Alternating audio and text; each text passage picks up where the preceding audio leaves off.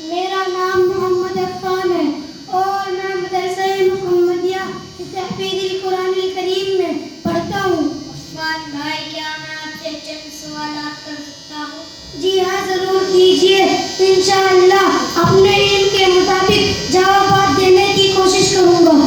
اچھا، اول کلمہ ہے یعنی کلمہ طیبہ سنائیے۔ کلمہ طیبہ یہ ہے، لا الہ الا اللہ محمد رسول اللہ۔ اس کا ترجمہ کیا ہے؟ اس کا ترجمہ یہ ہے، نہیں ہے کوئی معبود سوائے اللہ تعالیٰ کے اور محمد صلی اللہ علیہ وسلم اللہ کے رسول ہیں۔ کھانے سے پہلے کیا کرنا چاہیے اور کیا کرنا چاہیے؟ کھانا کھانے سے پہلے ہاتھ دھونا چاہیے اور بسم اللہ پڑھ کر کھانا چاہیے۔ ماشاء اللہ، آپ نے بہت اچھے جوابات دیے ہیں۔ اللہ آپ کو عالم